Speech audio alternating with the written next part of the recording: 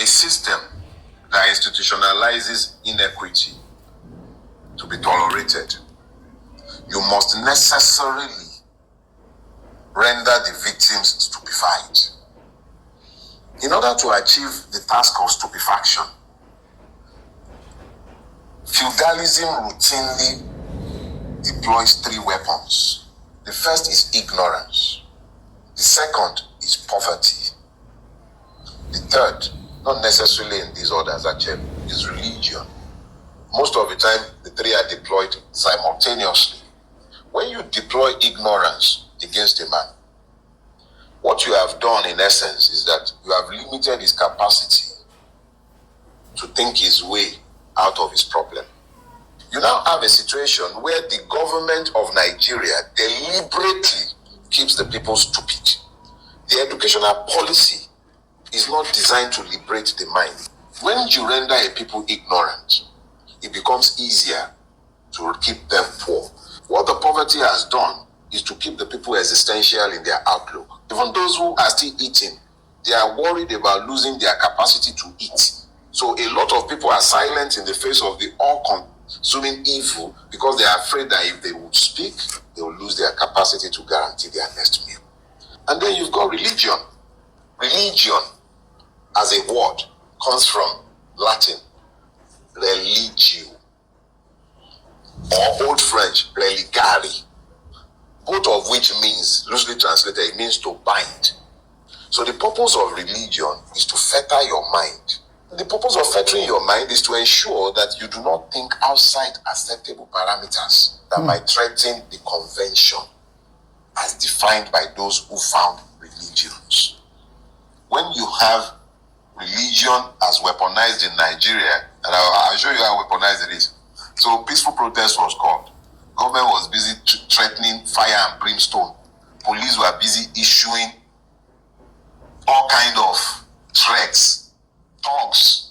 Not a single man of God, aside from Pastor Sam Aidogmo, spoke to the right of the protesters. Almost every second of the day, there is a Nigerian who is busy praying against bad governance in Nigeria. I'm telling you. But not a single religious leader of prominence spoke to the right of those who wanted to peacefully protest against bad governance. Instead of looking to focus their attention on peaceful protest, instead of looking to take control of the crowd, instead of looking to speak truth to government, they were busy on behalf of government, trying to demobilize the people from protesting. Oh God, I must say that if there's one thing a man like Dele Farotimi, it has become, for me, it has become like a weekly lecture here on the channel that we must always talk about some of the teachings of this man, because he has a way of, enlightening us and making us understand that truly we live in an age where the government is really pulling things that are not in our favor, and we just see them like they are nothing. Now, the question I want to ask each and every one of you who are my followers now is, if tomorrow I become a politician, what will you say about me? After knowing that I've made so many videos and I've criticized this government, what will you say about me? Will you say I've joined those people who are eating and they don't care about the common man, or will you say that I am just there to take my own national cake? Now, Dele Farotimi has actually break down so many things that I would say a lot of us don't really understand that it's really, really the problem of this country. And one of those things is religion. He called it feud. And yes, truly, feud comprises of so many things. And yes, trust me, religion is inside. Ignorance. And trust me, you heard all of the analysis. So me doing this thing now is not even necessary.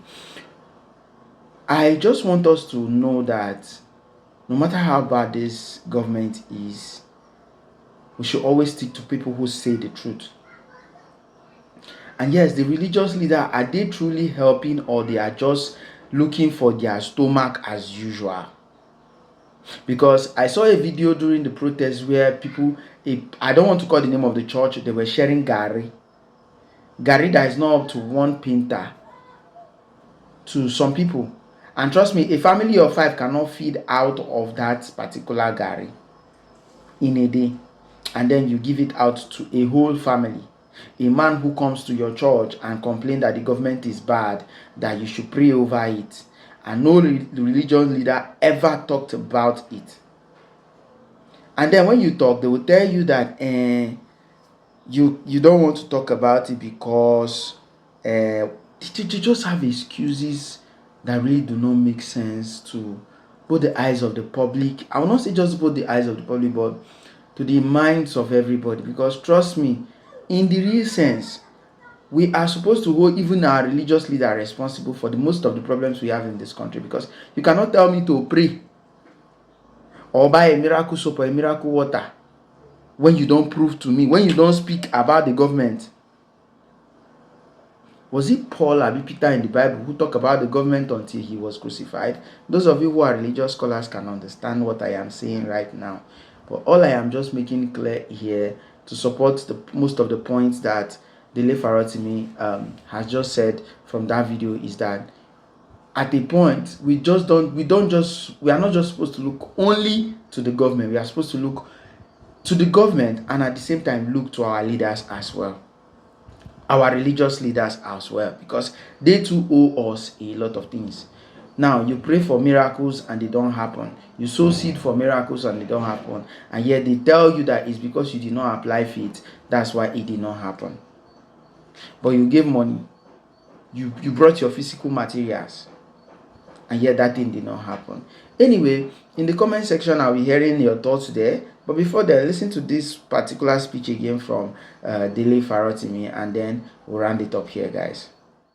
The president of Nigeria responded true to type in his address to the protesters, or shall I say in his diatribe to the nation or to Nigeria.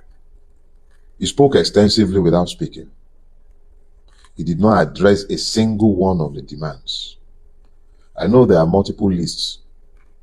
I stand behind the one with 10. Not one was addressed.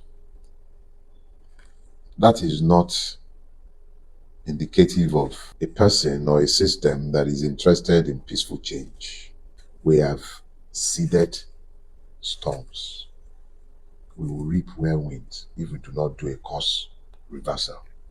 Your current trajectories are unsustainable. You cannot continue to hold the slave plantation that you have held. I think enough people have been awakened, sufficiently awakened, to challenge the evil that Nigeria has become.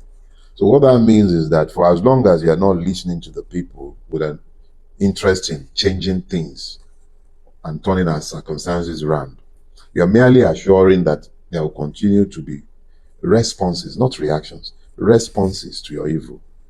The situation is that you will grind this country to a halt eventually.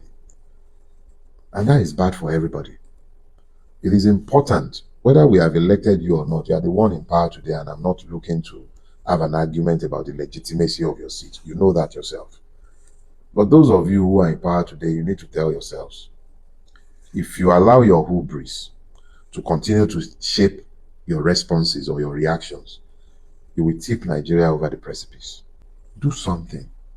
Address these issues, or the streets will boil again. What you plant, you will reap.